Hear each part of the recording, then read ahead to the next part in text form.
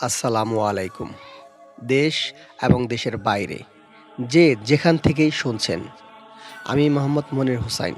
সবাইকে জানাই আন্তরিক শুভেচ্ছা ও অভিনন্দন। আজকে আমাদের মাঝে উপস্থিত হয়েছেন সুদূর ফরিদপুর থেকে রাজু ভাই। রাজু ভাইয়ের বাবার সাথে ঘটে যাওয়া একটি ভয়ংকর ভৌতিক ঘটনা আমাদের সাথে শেয়ার করবেন। তো রাজু ভাই, হ্যাঁ, শুরু করেন। সত্য কথা বলতে এই ঘটনাটা আসলে একবারে সত্য, যেটা আমার ছোটবেলা, আমার বয়স তখন 10-12 হবে। ১০-১২ বছর হবে, হ্যাঁ, তাই না? 10-12 বছর হবে। তো আমার বাবার সাথে আমি অনেক কি বেড়াইতাম। একটু জোরে বলেন। হ্যাঁ, আমার বাবার সাথে আমি বেড়াইতাম বলতে আমার বাবা কাপড়ের ব্যবসা করতো। যেন আগের দিনে ওই আপনার হাটে হাটে কাপড় বিক্রি মানে করতো। বিষয়টা হচ্ছে আগের দিনে তো এমন এখন যে দোকান আছে এমন দোকান ছিল না। না না, এটা এরকম হচ্ছে ওই বিভিন্ন সাপ্তাহিক যে হাটগুলা হয়, সাপ্তাহিক হাট। সেই হাটে যে আপনারা কাপড় বিক্রি করেন। হ্যাঁ, হ্যাঁ। এই তো? তো ওই সাপ্তাহিক হাটবার, এটা তা কোথায়? মানে জায়গাটা এটা কোথায়? আমাদের বাড়ি তো মধুখালী। তো এই মধুখালী থেকে জামালপুর, আপনার জায়গাটার নাম জামালপুর হাট হ্যাঁ। বার। এটা বুধবারে হাট মিলে। তো বুধবারে হাট মিলে, তো ওই আমার বাবা ২টা কাপড়ের গাঁটটি করতো। হুম। এই যানবাহনের ব্যবস্থা ছিল না। তো তখনে মনে করেন যে এই আ মাথায় করে নিয়া লাগতো। মাথায় করে নিয়ে যেত। মধুখালী থেকে জামালপুর ১০ কিলো হবে। ১০ কিলো। ১০, অনেক জায়গা, অনেক হ্যাঁ। সময় লাগতো যাইতে। তো ১০ কিলো রাস্তা আমরা ওই হাইটে হাইটে আব্বার সাথে, আব্বা আমাকে ছোট্ট একটা গাঁটটি, ওই কাপড়ের গাঁটটি বাইন্ধা দিত। আমি ওইটা নিয়া আব্বার পিছনে পিছনে আরকি হুম, যাতাম। হুম। তো ওই কাপড়ের নিয়ে যেতাম আমরা সকাল, মনে করেন খাবার খাইতাম, সকালে নাস্তা খাইয়া ৮টার দিকে রওনা দিতাম। ১টার দিকে রওনা দিতেন। হ্যাঁ, ৮টার মানে দিকে। হাটটা মনে হয় বিকালে বেশি জমজমাট হতো। ৮টা বিকালে হতো, মানে ২টো-২.৫টার দিক থেকে আরকি হাটটা লাগতো। হ্যাঁ। আগের দিনে আবার হাট থাকতো ১২টা, ১২:৩০, ১টা পর্যন্ত রাত। থাকে। হ্যাঁ, হ্যাঁ, রাত্রে। হ্যাঁ। তা আমি আব্বার সাথে সকালবেলা গাড়ি নিয়া যখন যাইয়ে ওখানে যাই আমরা, খিদা লাগতো। হাঁটতে বোঝা নিয়ে যাইতে তো খিদা লাগতো। হ্যাঁ, অত ১০ কিলোমিটার হ্যাঁ, হাইটা যাওয়ার পরে তো ক্ষুধা তখন লাগারই কথা। ওখানে যাই আমরা ওই হাট থেকে রুটি কিনে খাইতাম। হুম। রুটি বানাইতো আগের দিনে, হুম, হুম, হুম। রুটি কিনে খাইতাম। হাটে পাওয়া যাইত। হুম, বড়, বড় একটা রুটি। হুম। তখন একটা রুটি আপনার ৳২ নিত। ৳২। হ্যাঁ, ৳২ নিত। তো এই রুটি কিনে খাইতাম যেয়ে, খাইতে হাট শেষ হইতো ১২টা-১টার দিকে। হুম, তা আমরা তো দোকানদার, যেহেতু দোকানদার হিসাবে হাট শেষ হইতে টাইম লাগতো। হুম, তো আমরা যে হাটে যাইতাম ওখান থেকে মাছ কিনতাম। হুম। মাছ কিনে নিয়ে বাড়িতে আসতাম। সাপ্তাহিক হাট যেহেতু ওখান থেকে সাপ্তাহিক মাছ হাট, কিনে নিয়ে হ্যাঁ। আসতেন। ভালো মাছ পাওয়া। ভালো মাছ পাওয়া যেত। আর আগের দিনে তো ইলিশ মাছটা বেশি পাওয়া যেত। ও, হুম, আমার বাবা মাছের অনেক একটা পাগলই ছিল। হুম। তা মাছ খেতে বেশি পছন্দ করতেন। মাছটা একটু বেশি ভালোবাসতো হুম, আরকি। হুম। তো উনি মাছ কিনছে, ইলিশ মাছ কিনছে বড় একটা। মনে করেন যে ৳২০-৩০ কেজি। ৳৩০ কেজি। ২০-৩০ কেজি। হুম। তো উনি মাছটা বোধহয় ১ থেকে ১.৫ কেজি হবে। মানে বড় মাছ অনেক। বড় মাছ। উনি মাছটা কিনছে। কেনার পরে আমরা যেতাম আবার মধুখালী থেকে জামালপুর, এটা একটা রাস্তা ছিল। রেল লাইনের পাশ দিয়ে যেতেন। হ্যাঁ, রেল লাইনের পাশ দিয়ে আমরা হেঁটে, হেঁটে যেতাম এই জামালপুরে। আ তখন তো গাড়ির রাস্তা ছিল না। শুধু ওই রেল। হাঁটার রাস্তা। হ্যাঁ, রেল সময় মতো আসতো না। হুম, যার কারণে হাইটেই যাইতাম। হুম, হুম, তো ওই রেল লাইন দিয়ে যাইতাম, হাঁটতে, হাঁটতে চলে যাইতাম। তা আমি বাজারে যাইয়া দোকানে বসে রইছি। আব্বা সদাই করলো, বাজার করলো। বাজারের ভিতরে একটা ইলিশ মাছ কিনছে, হুম, ১-১.৫ কেজি হবে। হুম, হুম, মাছটা নিয়া আমরা যখন রাত ১২টা বাজে, হুম, তখন জামালপুর থেকে আমি আব্বার সাথে রওনা দিলাম। হুম, তো রওনা দেওয়ার পথে মনে করেন যে ওই রেল লাইন দিয়ে যে আসি, হুম। আর এই রেল লাইনটা এখন যারা ওই মধুখালী গেছেন, হয়তো ওইখানে একটা নতুন আবার আ লাইন হইছে। লাইন হইছে। হ্যাঁ। এই রেল লাইনটা ছিল আপনার ব্রিটিশ আমল থেকে। ও, অনেক আগে। হ্যাঁ, ব্রিটিশ আমলের রেল লাইন, ওইটা আপনার হয়ে গেছে। উঠাই দিছিল। উঠাই দেওয়ার পরে অনেক তাও 15-20 বছর ওটা খালি ছিল। মানে ওখানে আর কোনো রেল লাইন ছিল না। রেল ছিল না, রেল তো ছিল না, লাইনও লাইনও ছিল ছিল না। না। হ্যাঁ, তখন আবার আপনার এখন আবার নতুন করে লাইন নতুন করে ওখানে লাইন। দিয়েছে। তা আমি আমার আব্বা ২ জনে চলে আসি হাট থেকে রেল লাইন দিয়া। তো জামালপুর থেকে ৩ কিলো ৪ কিলো হবে হুম, এই দক্ষিণে। হুম। দক্ষিণে লাউজানা নামে একটা জায়গা। লাউজানা। লাউজানা নামে একটা জায়গা। হ্যাঁ। এই জায়গার ভিতর আ রেলে কাটা মানুষ মারা যায়। ও মানে এই জায়গাতে এর আগে রেলে হ্যাঁ, কাটা পড়ে হ্যাঁ, একটা মানুষ হ্যাঁ, মারা গিয়েছিল। হ্যাঁ, রেলে কাইটে মানুষ মারা যায়। কিন্তু রেলে কাইটে মারা গেলে ওইখানে একটা ভয় সৃষ্টি হয়। ভয় বলতে ভিউয়ার্স মানে ওনাদের ভাষায় ভয় বলে যেখানে একটা মানে ভৌতিক জায়গা যেখানে বলে হরর মানে ভয়ের জায়গা। ভূতের ভূতের জায়গা। এখানে হ্যাঁ, একটা ভূতের জায়গা। মানে আতঙ্কের সৃষ্টি হয়, ভয় আতঙ্কের হ্যাঁ। সৃষ্টি। আ তো ওই জায়গার ভিতরে আরো ৩-৪ জন মানুষ ভয় পেয়ে মারা গেছে। তো এটা তো আসলে আমি জানতাম না। হ্যাঁ, আমি তো ছোট, এটা আমি ইতিহাস জানিও না। হ্যাঁ। আব্বা জানে যে এটা এরকম। তা উনি আবার একটু তান্ত্রিক টাইপের ছিল। মানে বিষয়টা হলো বলল যে আগে ওরকম পরিবেশ সৃষ্টি করার পর এটা বলেন। হ্যাঁ। হ্যাঁ, উনি তান্ত্রিক বলতে উনি যে ভূত, পেত এগুলা মানে একটু ফকির টাইপের ছিল, ফকির কবিরাজ টাইপ, টাইপের ছিল। কবিরাজ টাইপের ছিল। হ্যাঁ, উনি ওইটা আবার বংশগতভাবেই ছিল। বংশগতভাবে তো ছিল। উনি টের পায় হুম। যে এখানে যেটা একটা ভূতের একটা আভাস আছে। মানে খারাপ কিছুর হ্যাঁ, আভাসটা খারাপ উনি বুঝতে পারে। বুঝতে পারে যে এটা এই ক্ষমতা খারাপের। কিছু মানুষের থাকে। হ্যাঁ, হ্যাঁ। তো উনি যেটা নিয়ে খেলা করে সেজন্য ওইটা উনি আসলে টের পাচ্ছে। হুম, হুম, তো আমরা যখন ওখানে আসলাম, হুম, আসার পরে আমি যতদূর আমার মনে আছে, হুম, আমি যতটুকু আমার খেয়াল আছে, হুম। তো প্রথমত হালকা, হালকা বাতাস। মানে বাতাস শুরু হ্যাঁ, হ্যাঁ। একটা বাতাস আসলো। বাতাস ঠান্ডা বাতাস ছিল না গরম গরম, বাতাস? গরম। গরম বাতাস। বাতাসটা অতিরিক্ত গরম। হ্যাঁ। তা যখন গরম বাতাস আসছে, হুম, তখন আব্বা টের পাইছে হুম, যে সম্ভবত এখন এইখানে সেই জায়গা যেখানে কাটা পড়ছিল। হুম, সেই জায়গাটা হ্যাঁ, সেটা। সেই জায়গাটা। তারপর? তখন আব্বা তো অতিরিক্ত সাহসী লোক হুম। ছিল। প্রচন্ড সাহস এবং অনেক শক্তিও ছিল। মানে হ্যাঁ, সে খুব স্বাস্থ্য ভালো ছিল। অনেক স্বাস্থ্য ভালো ছিল এবং হুম, ভালো ছিল। তখন আ বাতাস, অতিরিক্ত বাতাস। হুম। মানে আস্তে কি হ্যাঁ, বাতাস হ্যাঁ। আরো, বাড়তেছে। আরো বাতাস যখন বাড়ে, হ্যাঁ। এই রেল লাইনের যে ২ সাইড দিয়া হুম, আপনার গাছগুলো থাকে, হুম, জঙ্গল। হুম। এই জঙ্গলগুলো মনে হচ্ছে যে উপড়ে ফেলাইতাছে, ভাইঙা ভাইঙা চুরে নিতে। ফেলতেছে। হ্যাঁ, আবার নাই। আবার ঠান্ডা। একবার মনে হচ্ছে যে প্রচুরভাবে তুফান ঝড় হচ্ছে। মানে আপনাদের মূলত ভয় দেখানোর চেষ্টা করতেছিল। হ্যাঁ, হ্যাঁ, অনেক ঝড় হচ্ছে। কিন্তু আসলেও আবার কিছুক্ষণ পরে একেবারে ঠান্ডা। একবারে ঠান্ডা হয়ে গেছে। এই যে আমার সেটা এখনো আমার শরীরে শরীরের এই লোম মানে দাঁড়িয়ে গেছে। লোম দাঁড়িয়ে গেছে, কথাটা মানে মনে ওঠে।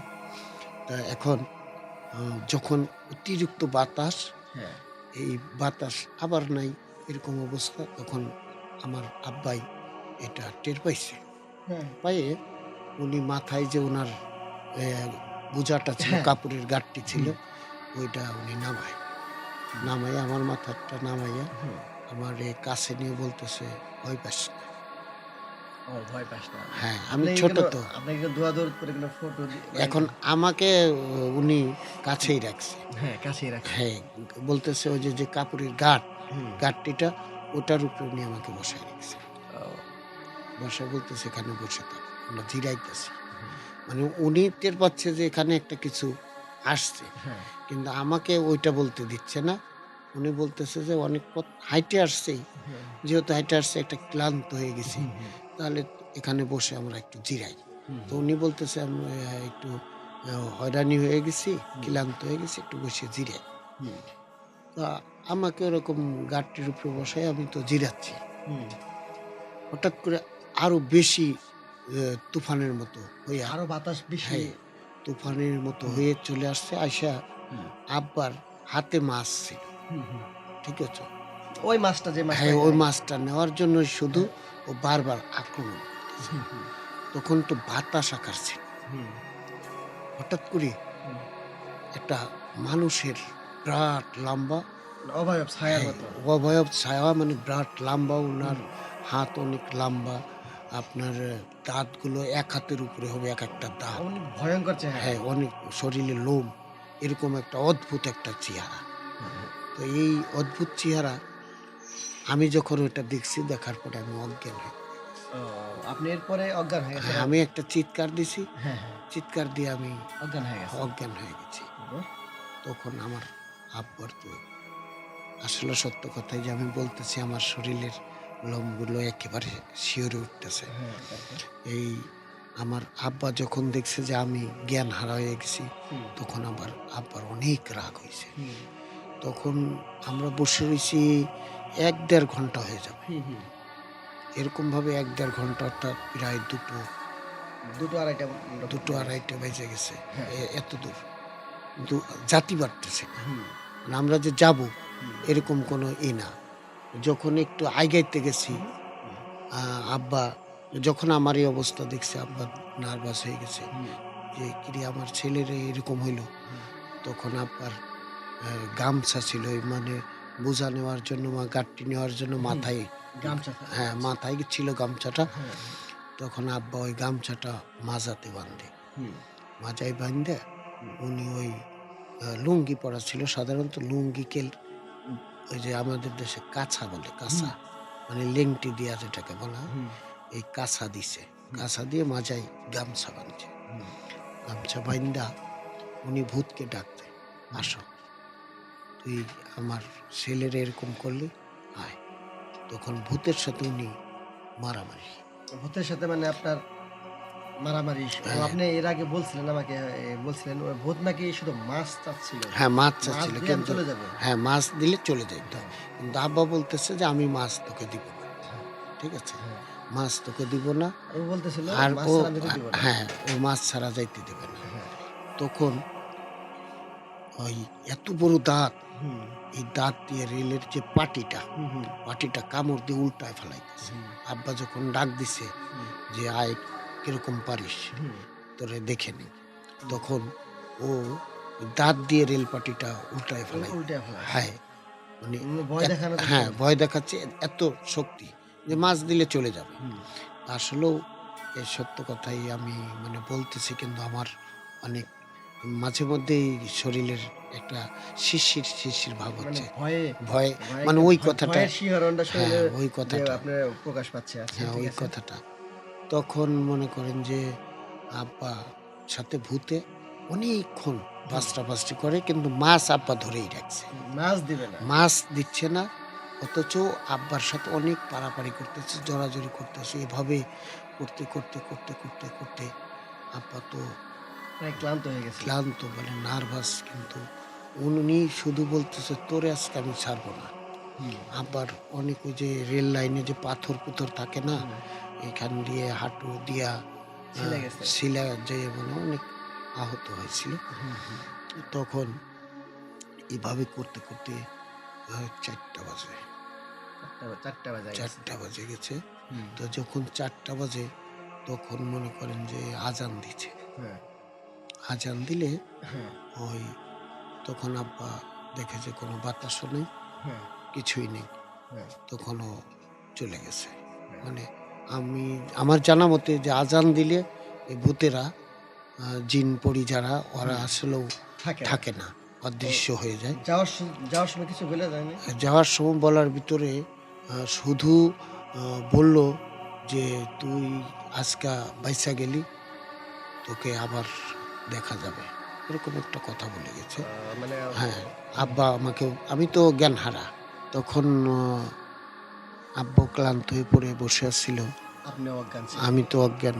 এখন ২ টা গাঁটটি, হুম, আব্বা একাকী অবস্থায় কি করবে? তো ওই টাইমে কোনো ট্রেন ছিল না। হুম, যার কারণে আল্লাহ পাক হয়তো আমাদেরকে আ রক্ষা করছে। রক্ষা করার ভিতর পরবর্তীতে আমাদেরকে, আ কিছু মানুষ যখন ওইখান দিয়ে যায়, হ্যাঁ, তখন মানুষে দেখে যে আমরা অবস্থায় পড়ে আছি। হ্যাঁ, হ্যাঁ, তখন আমাদের বাড়িতে নিয়ে যায়। নিয়ে যাওয়ার পরেও আমার আব্বার তো অনেক সাহস ছিল। তো বলছি যে মাছের ঘটনা যেটা ভূতে নিতে চাইছিল, এই মাছটা মনে করেন যে আব্বা তো দেয় নাই, মাছ নিতেই পারে নাই। তখন আব্বা বলছে যে এই মাছ রান্না করে কেউ খাইতে পারবে না, আমি শুধু একাই খাবো। হ্যাঁ, তখন আব্বা অবশ্য বাড়িতে গেছে, যাই একটু আব্বার অসুবিধা হয়েছিল, ওই আপনার শরীরে শুধু জ্বালা পোড়া হচ্ছিল অনেক, হ্যাঁ অনেক জ্বালা পোড়া হচ্ছিল। তখন আব্বাকে মনে করেন যে অন্য এক কবিরাজের দিয়া ওই আপনার ৭ ঘাটের পানি আইনা ওই পানি টানি দিয়া ওনাকে গোসল করাইয়া ওনাকে সুস্থ করে। আর ওই মাছগুলো শুধু আব্বাই খেয়েছিল, অন্য কেউ খায় নাই। সত্য কথা বলতে এরকম আমার বাবা একটা তান্ত্রিক ছিল, ওনার পিছনে কবিরাজ ছিল, ওনার পিছনে এইটা লাগেই থাকতো। শুধু উনি কবিরাজ না, আমার বাবার যে দাদি ছিল উনি অনেক বড় কবিরাজ ছিল। এই কবিরাজ যে অনেক ঘটনা আমার আব্বার সাথে ঘটে, যেটা যদি সময় পাই আমি ইনশাল্লাহ আবার শোনাবো। একটা প্রশ্ন ছিল, সেটা হচ্ছে ওই দিনের পরে আর ওই সমস্যাটা আর হয়নি না? ওই দিনের পরে আসলে ওখান দিয়ে আর কখনো আসে নাই, আব্বাও আসে নাই, সতর্ক হয়েছে, অন্য রাস্তা দিয়ে আসছে, অন্য রাস্তা দিয়ে আসছে, দু রাস্তায় আর কখনো যায় নাই। ঠিক আছে, ধন্যবাদ আপনাকে। তো আলমগীর ভাই, তো শুরু করেন। বিষয় হলো আমার নাম মোহাম্মদ আলমগীর হোসেন, আমার বাড়ি সিরাজগঞ্জ সয়দাবাদ সদরে। আমি একদিন মানে আমাদের পাশেই যমুনা নদী, ওখানে আমরা রেগুলার মাছ ধরি আর কি খাওয়ার জন্য। একদিন সন্ধ্যা পর আমার ছোট ভাইকে সঙ্গে করে নিয়ে গেছি মাছ ধরার জন্য। আমাদের ওই জায়গায় জালেতে যেটাকে বলা হয় ধর্মজাল আর কি, মানে যেটাকে টান দেওয়া নামাইয়া মাছ ধরা হয় আর কি। ধর্মজাল বলতে 4টা কাঠি থাকে, চারটা কাঠি থাকে, একটা চারদিকে লম্বা বাঁশ দিয়ে ওইটাকে মানে দড়ি দিয়া তাই না উঠাইতে এদিকে টান দিয়ে ওইদিকে উঠে যায় আর কি। এরকম জাল তাকে ধর্মজাল বলা হয়। এক এক জায়গায় এক এক জাল বলে। এক এক জায়গায় জাল, কেউ কাঠি জাল বলে, কেউ চরক জাল জাল বলে, এক জায়গায় এক জাল বলে। বিষয় লোকে আমার ছোট ভাইকে নিয়ে সন্ধ্যা পরে মাছ ধরতে গেছি। মাছ ধরতেছি, আর মধ্যে দেখি যে ইলিশ মাছ উঠছে, 2-3টা ইলিশ মাছ উঠলো জালে।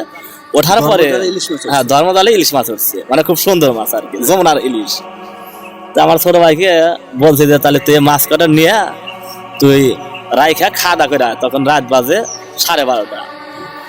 আমার ছোট ভাই যখন চলে গেছে, 5 মিনিট পরে এসে আমাকে বলছে যে ভাই তুমি সামনে যা মাছ ধরো, আমি বড়াই। তা আমি কইছি যে না, তুই এই মাত্র পরিশ্রম করলে তাহলে আমি তুই বর দেই আর তুই মাছ ধর। তো যাই হোক, আমি এই বাঁশ দড়ি দিয়ে টান দিয়ে মাছ করি, অথচ বড় বড় মাছ ওঠে। ওই বাঁশের গোড়ায় খাওয়া থেকে জাল হইলো 22 হাত, অথচ ও মাঝখানে হাত দিয়া মাছ ধরে নিয়ে আসে কিন্তু মানে জাল হলো 22 হাত, মানে চতুর্দিকে হলো 22 হাত। হ্যাঁ, চতুর্দিকে 22 হাত, অথচ যে জায়গাতে মাছ ধরা লাগে ওখানে মনে করেন যে 22 হাত নিচে মাছ ধরা লাগে, মানে জালটা টাইনা না। হ্যাঁ, জাল টাইনা মাছ মানে জাহি দেওয়া লগা মাছ ধরার কথা, অথচ ও হাত দিয়ে মাছ ধরে আনে। 22 হাত দূর থেকে, 22 হাত দূরে থেকে ও হাত দিয়ে মাছ ধরে নিয়ে আসে। তারপর আপনি এটাকে ফলো করছিলেন? হ্যাঁ, এটা আমি ফলো করছি। ফলো করার পরে আমি দেখতেছি যে মাছও ওই আমাদের যে নেট আছে, নেটের ভিতরে ও মাছ রাখে না, মাছও খায়। হ্যাঁ হ্যাঁ। যখন তো এই যে খায় করে, তখন আমি করছি যে ও মাছ ধরে, অথচ ওই মাছটা ধরতে কম করে 3-5 মিনিট সময় লাগবে, অথচ আধা মাছ ধরে নিয়ে আসি, কিন্তু মাছ ও থই করে। যখন দেখে না নেটের ভিতরে মাছ রাখে না, ও মাছ খায়, তখন আমি কইছি যে তাহলে তুই ঘর একটু রেস্ট নিয়ে। ও আমার বলছে তুই একটু রেস্ট নিয়ে, আমি মাছ দেখতে আইছি।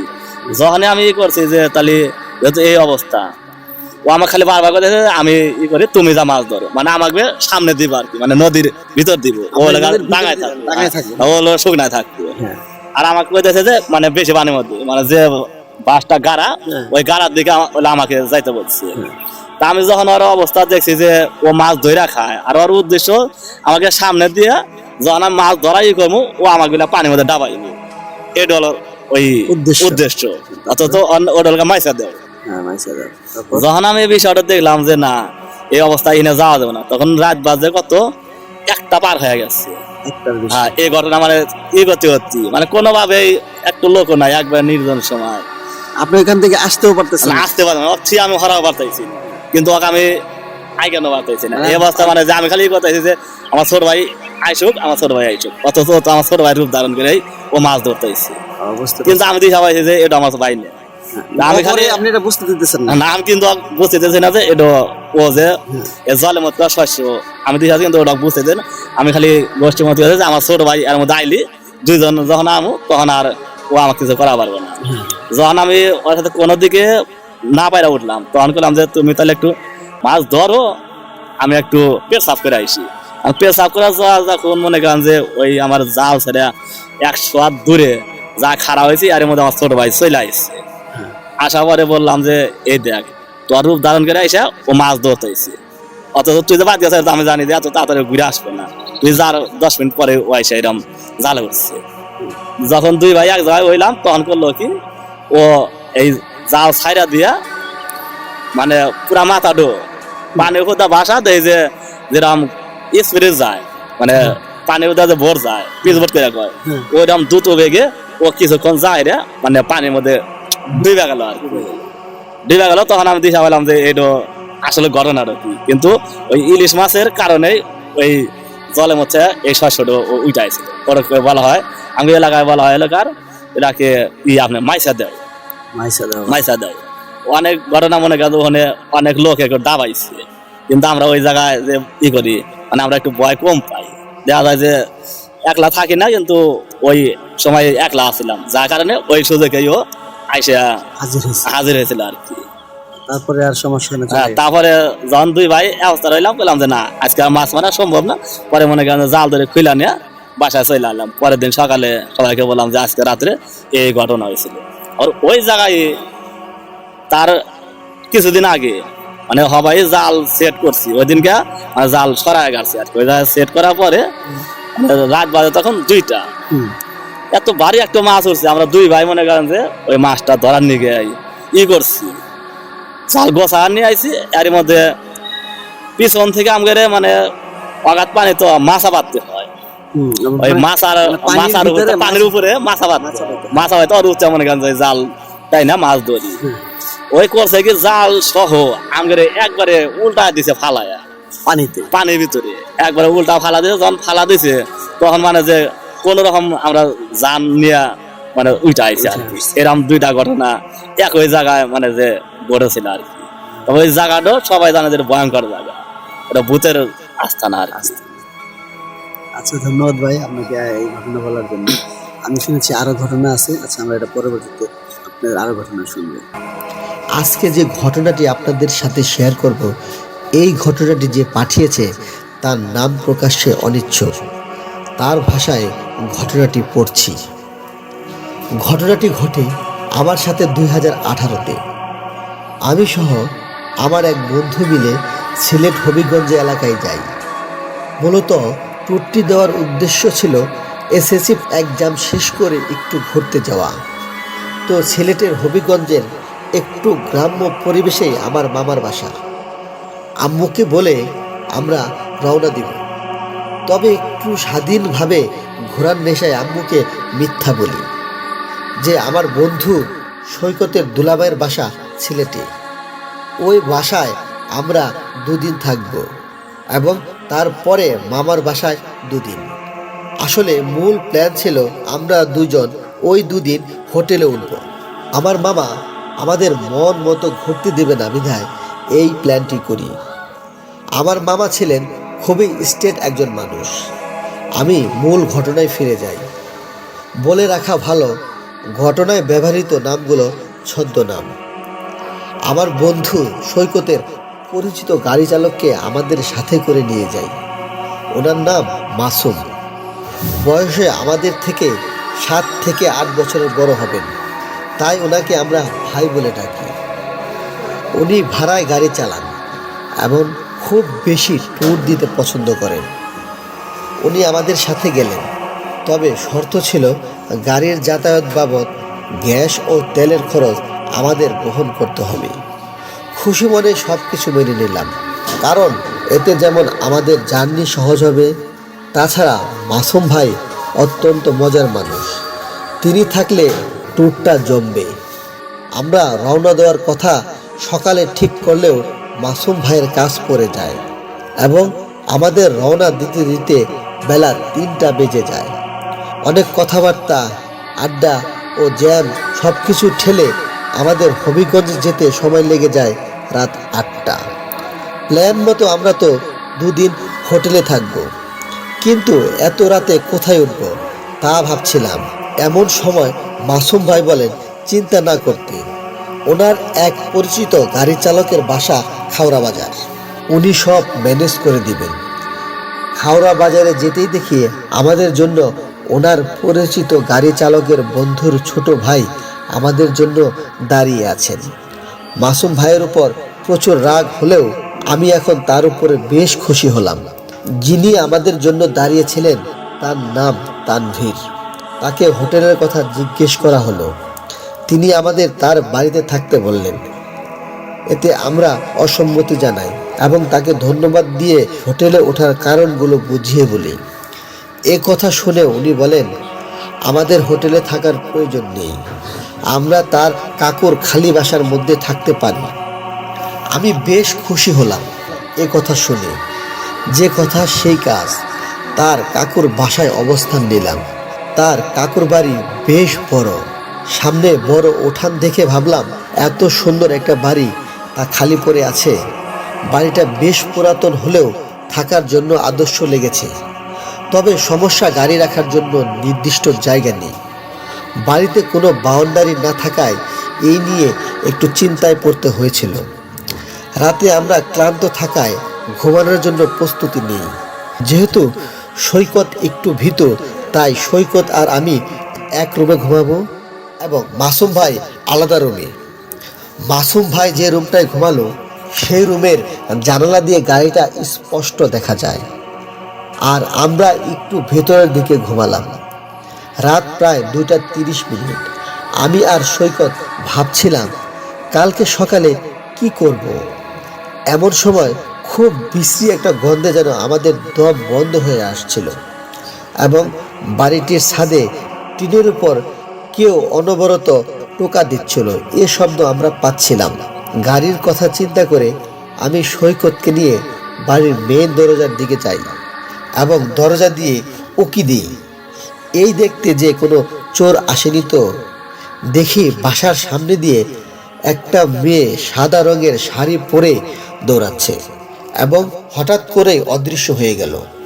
আমি আরো লক্ষ্য করলাম পাশের একটি গাছে বানর আকৃতির একটি অবয়ব অনবরত আমাদের বাসাটির ছাদে ছোট ছোট ঢিল ছুটছে এবং তা থেকেই টোকার শব্দ হচ্ছে।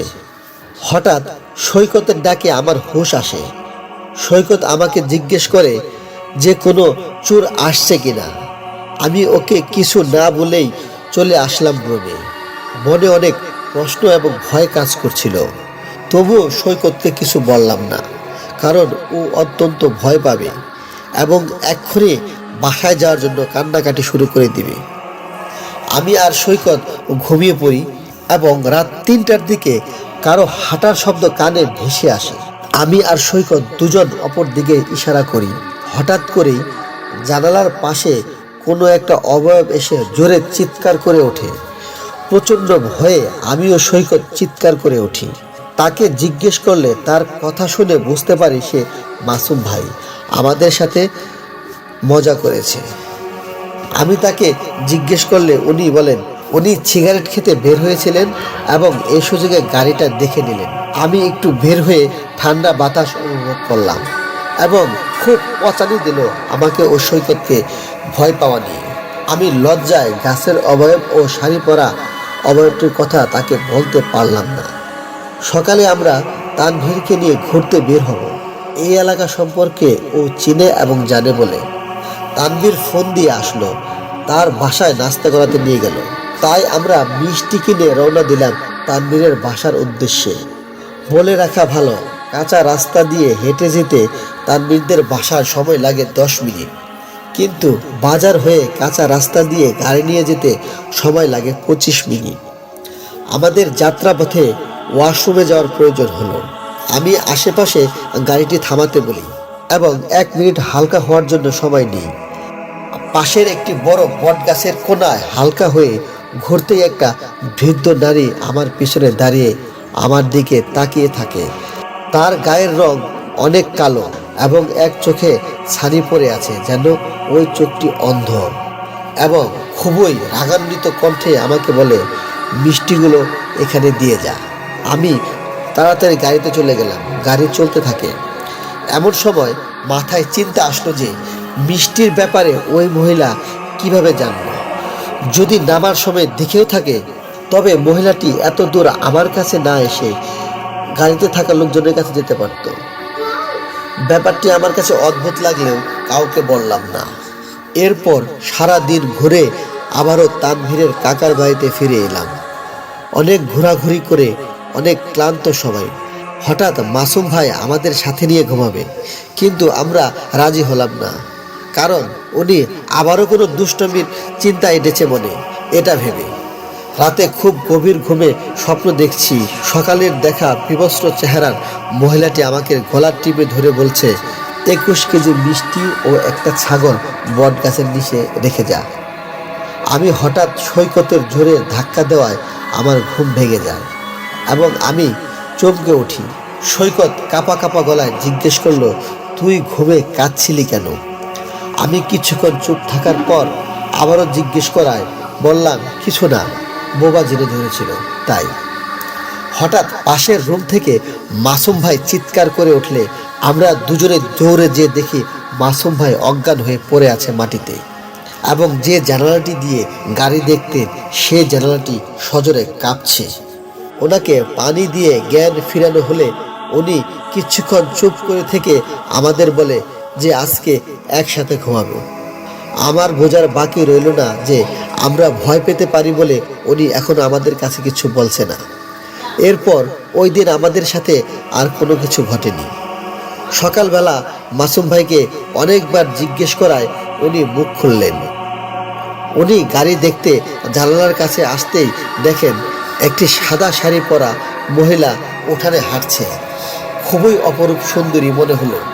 মেয়েটি আস্তে আস্তে যখনই গাড়িটি অতিক্রম করে 10 ফুট দূরত্বের কাছাকাছি চলে আসে, তখন তার ভ্রম কাটে এবং খেয়াল হয় যে এখন তো গভীর রাত, এই সময় উঠানে তো কোনো মেয়ের হাঁটার কথা না। এটা ভাবতে অন্যমনস্ক হয়েছেন। তখনই দেখেন মেয়েটি আর নেই। গাড়িটি ঠিক আছে দেখে তিনি বিছানায় উঠলেন। ওই অবয়বটি দেখলেন আবারও। তিনি দেখলেন যে অনেক দিন একজন মানুষকে পানিতে ডুবিয়ে রাখলে যেমন তার গায়ের চামড়াগুলো সাদা হয়ে কুঁচকে যায়, তেমনি দেখতে অবয়বটি হতে এক ধরনের বিশ্রী গন্ধ আসছে এবং অবয়বের চোখগুলো একদম কালো, যেন চোখের অস্তিত্ব সেখানে নেই। ওনার হিতাহিত জ্ঞান ভুলে উনি চিৎকার করতেই অবয়বটি তার হাতে একটি আঁচড় কেটে জানালা দিয়ে পালিয়ে যায় এবং সে অজ্ঞান হয়ে যায়। তখন খেয়াল করে দেখলাম তার হাতে ভয়ঙ্কর একটি আঁচড়ের দাগ। আঁচড় কাটার অংশ নীল হয়ে জমাট বেঁধে আছে। লক্ষ্য করলাম তার পায়েও ছোট একটি ক্ষত।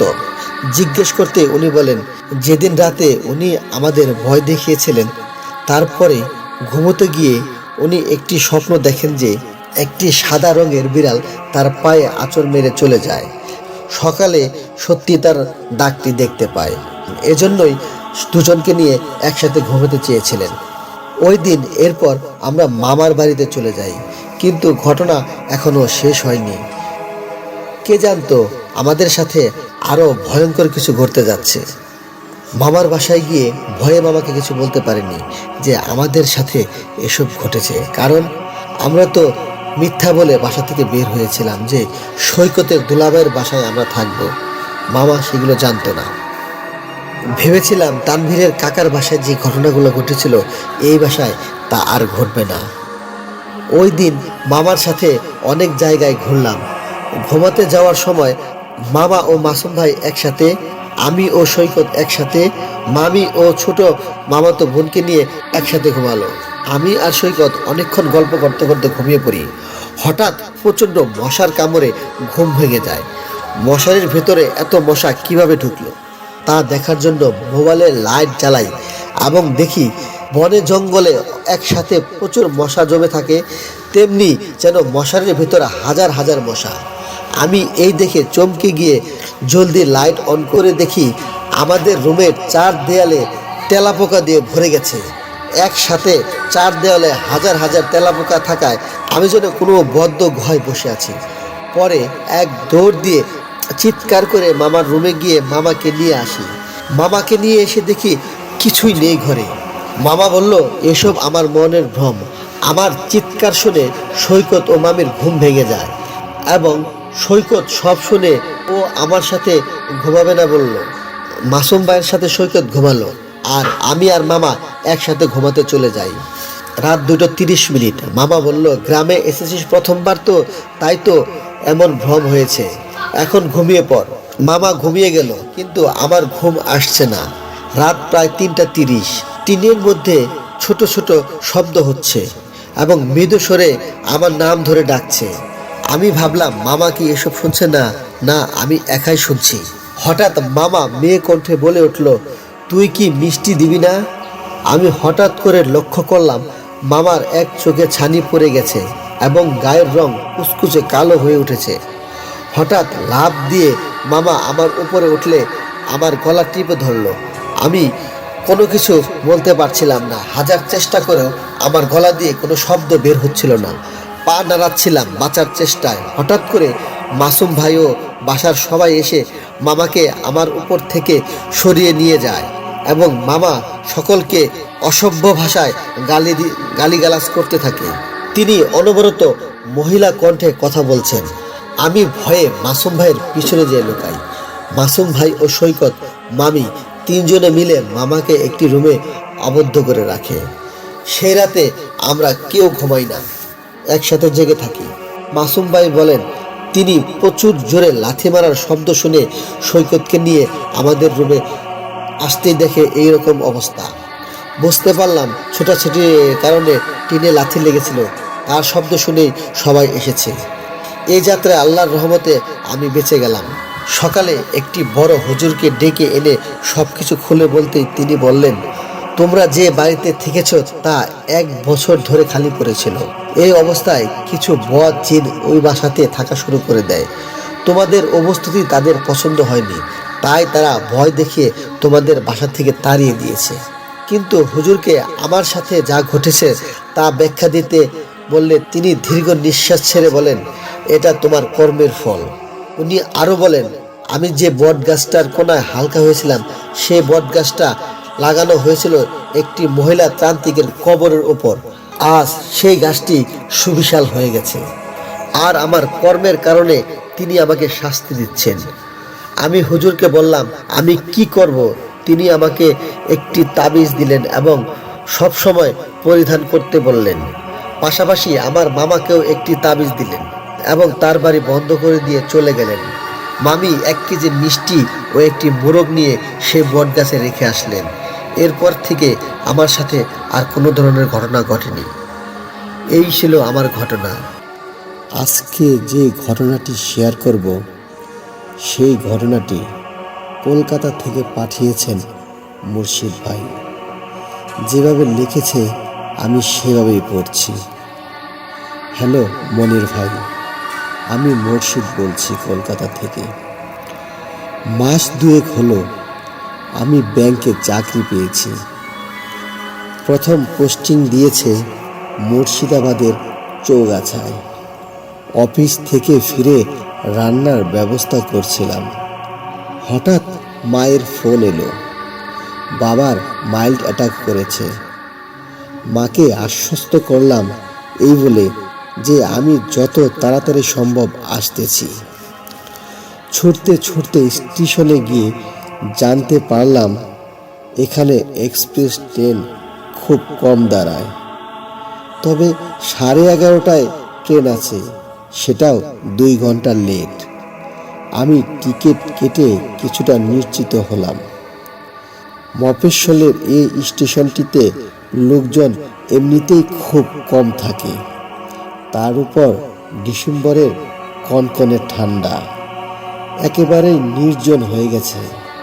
মাঝে মাঝে লোকাল ট্রেন আসলে কিছু লোক ওঠানামা করে।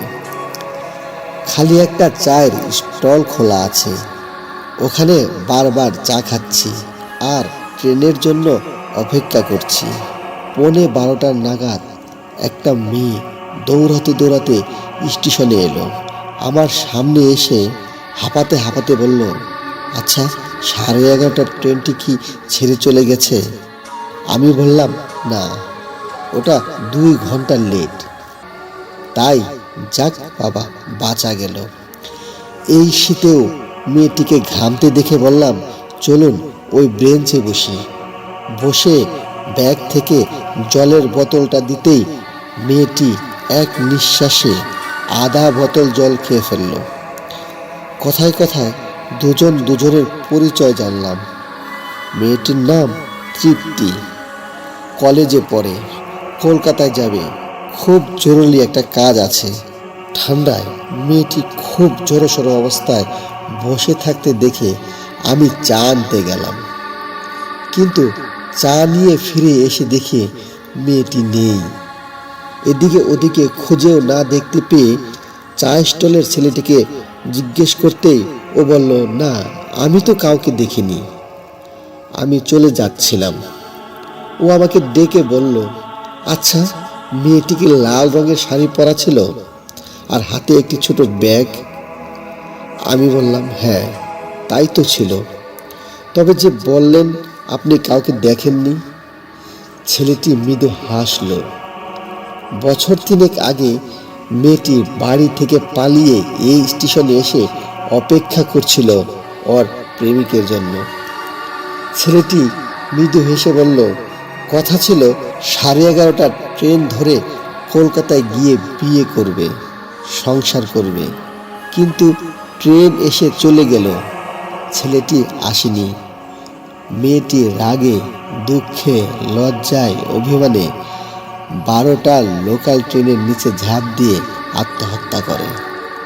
তারপর থেকেই এই স্টেশনে আপনার মতো অনেকেই ওকে দেখেছে। মেয়েটি আজও ওর প্রেমিকের আসার অপেক্ষায় থাকে। হঠাৎ স্টেশনে ট্রেন ঢোকার শব্দে চমকে উঠে চোখ খুলতেই দেখলাম আমি একটা বেঞ্চের উপরে ঘুমিয়ে পড়েছিলাম। তাহলে এতক্ষণ যা দেখলাম তাকে সত্যি না স্বপ্ন? ঘটনাটি ভালো লাগলে অবশ্যই লাইক করবেন। আজকে যে ঘটনাটি শেয়ার করব সেই ঘটনাটি নওগাঁ থেকে এক ভাই পাঠিয়েছেন। যেভাবে লেখা আছে আমি সেভাবে পড়ছি।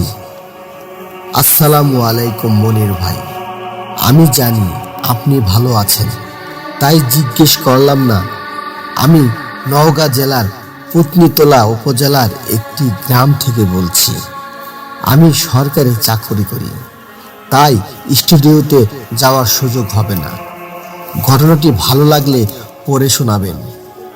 নিচে আমার নাম ঠিকানা দিলাম, প্রকাশ না করার জন্য অনুরোধ রইল।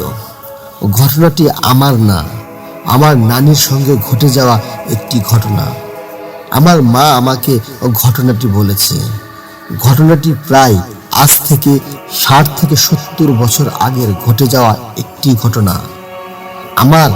আমার সেই নানি ছিল খুবই গরিব একজন মানুষ। সে মানুষের বাড়িতে বাড়িতে গিয়ে বাচ্চা প্রসবের কাজ করত। ঘটনাটি ঘটে খুবই শীতের একটি রাতে। নানি প্রতিদিনের মতোই রাতে খাবার শেষ করে ঘুমিয়ে পড়েন। রাত্রি যে কয়টা বেজেছিল নানির মনে নেই, তখন ঘড়িও ছিল না। হঠাৎ করে নানির জানালায় টক টক করে কে যেন টোকা দেয়। তারপর নানিকে উঠতে বলে। নানি জিজ্ঞেস করে, কে? সে লোকটি বলে পাশের গ্রাম থেকে এসেছে, তার খুবই বিপদ, তার স্ত্রী সন্তান সম্ভবা খুব কষ্টে ছটফট করছে, তাকে একটু যেতে হবে। নানি যেতে না চাইলেই নানি আর ওই লোকটির কথা ফেলতে পারে না। সে বাড়ি থেকে উঠে লোকটির পিছু পিছু রওনা হলো। রাত যে কটা ছিল নানির সে কথা মনে নেই। নানি দেখছিল লোকটি তার থেকে একটু দূরে দূরে হাঁটছিল। নানি বুড়ো মানুষ, তার মতো করে হাঁটতে পারছিল না। নানি লোকটিকে বলল, আমি বুড়ো মানুষ, আপনার মতো করে হাঁটতে পারছি না, একটু আস্তে যান। আবার বলল, আর কত দূর যেতে হবে? লোকটি বলল, এই সামনেই রাস্তা। নানি দেখলো গ্রামের ভিতর, জঙ্গলের ভিতর দিয়ে নানিকে নিয়ে যাচ্ছে। আর একটু ভিতরের দিকে যেতেই দেখলো সামনে খুব বড় একটা পুকুর। লোকটি পুকুরের পাড় দিয়ে নিচের দিকে নেমে যাচ্ছে। এখন তার সাথে কি হচ্ছিল সে সেটা মোটেই বুঝতে পারছিল না। কিন্তু লোকটি পুকুরের ভিতর দিয়ে নেমে যেতেই নানি বুঝতে পারল যে আজকে তার সাথে খুব খারাপ কিছু হতে যাচ্ছে। নানি প্রচন্ড শীতের মধ্যেও তার শরীর দিয়ে ঘাম ঝরছিল। নানি মনে মনে ভাবল, এই অবস্থায় যদি এখান থেকে চলে যায় তাহলে সে তার ক্ষতি করতে পারে। তাই সে মনে মনে সাহস সঞ্চয় করে লোকটির পিছু পিছু রওনা দেন এবং নানি দেখতে পান যে লোকটি সেখান দিয়ে নামার সঙ্গে সঙ্গে আর পানি নেই। সেখানে সুন্দর একটা রাস্তা হয়ে গেছে, আর সেই রাস্তা দিয়েই হেঁটে চলছে। সেখানে কিছুক্ষণ হাঁটার পর নানি দেখতে পান খুব সুন্দর একটা বাড়ি, ঠিক যেন রাজপ্রাসাদের মতো, শিল্পীর নিখুঁত হাতের তৈরি। আর এর সামনে অনেক লোকজন, আর ভিতর থেকে একজন মহিলার খুব কষ্টের কান্নার আওয়াজ আসছিল। সে লোকটি নানিকে ইশারা করে ঘরের ভিতরে যেতে বলল। নানি গিয়ে দেখলো একজন মহিলা সন্তান জন্ম দেওয়ার জন্য ছটফট করছে। নানি সেই মহিলার সঙ্গে প্রায় 1 ঘন্টা চেষ্টার পরে একটা সন্তান ভূমিষ্ঠ করতে পারে। এরপর নানিকে সেই জিনটি কিছু কাপড় ও একটা ইটের সাবান দেন, বলেন যে গোসল করতে। তিনি দেখতে পান যে বর্তমান যুগের সুইমিং পুলের মতো একটা পুকুর, সেখানে আরো অনেক প্রায় 9 থেকে 10 জন মহিলা গোসল করছে। নানি গোসল শেষে জিনটিকে বলল তাকে ফিরিয়ে দিয়ে আসতে, কিন্তু জিনটি তাকে একটি ঘরের মধ্যে নিয়ে গেল। সেখান থেকে তাকে ইচ্ছা মতো টাকা সোনা পয়সা নিতে বলল, কিন্তু নানি ভয় পেয়ে গেল এবং সে বলল তার এসব কিছু চাই না, তাকে ফিরিয়ে দিয়ে আসতে। নানির অনেক জোরাজুরির পর তাকে ফিরিয়ে দিতে রাজি হয় এবং জিনটি তাকে বলে সে যেন এই কথাগুলো কাউকে না বলে, বললে তার ক্ষতি হবে। বলে রাখা ভালো, এর মধ্যে 7 দিন অতিবাহিত হয়ে যায়। এর মধ্যে নানিকে সকালে ঘরে না পেয়ে সবাই খোঁজাখুঁজি শুরু করে দেয় এবং একদিন নানিকে শোবার ঘরে নানিকে দেখে সবাই বলে এই 7 দিন সে কোথায় গিয়েছিল। নানি কোনো কথা বলে না এবং নানির শরীরে প্রচন্ড জ্বর, অনেক চিকিৎসার পরেও ভালো হচ্ছে না। নানি শুধু শয়ন স্বপনে সেই জিনটিকে দেখে।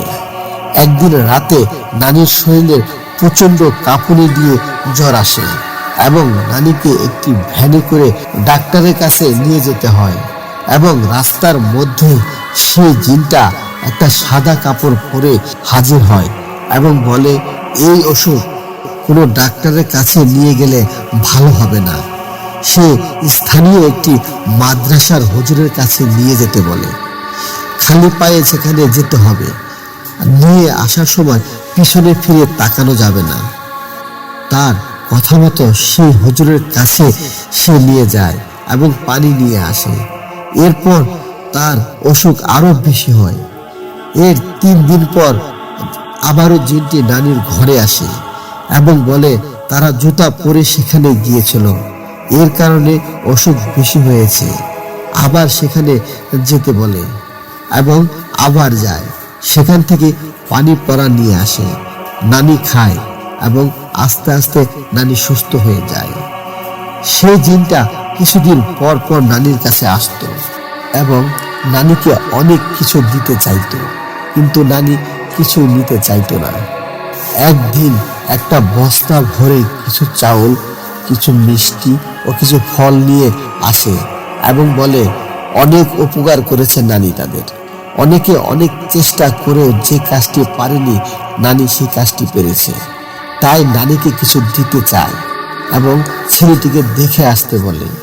সেদিন নাকি তার ছেলের একটি অনুষ্ঠান হয়েছিল, কিন্তু নানি সেখানে যেতে রাজি হয় না। তার কিছুদিন পর আবারও সেই জিনটি নানির কাছে আসে এবং নানিকে তার শাড়ির আঁচল পাততে বলে। সে কিছু পয়সা দিয়ে যায়। তারপর থেকে নানির আর্থিক অবস্থা ভালো হতে থাকে। শেষ পর্যন্ত নানির আর্থিক অবস্থা অনেক ভালো হয়ে যায়। গ্রামের লোকজন বলা বলি করে জিনের সন্তান প্রসব করেই নানি এমন বড় হয়েছে। আমার এই ঘটনাটি এখানেই শেষ। যদি ভালো লেগে থাকে তাহলে অবশ্যই লাইক করবেন এবং আপনাদের মূল্যবান মতামত কমেন্টসের মাধ্যমে জানাবেন। আরও নতুন নতুন ঘটনা পেতে এই চ্যানেলটি সাবস্ক্রাইব করে রাখবেন। ধন্যবাদ সবাইকে।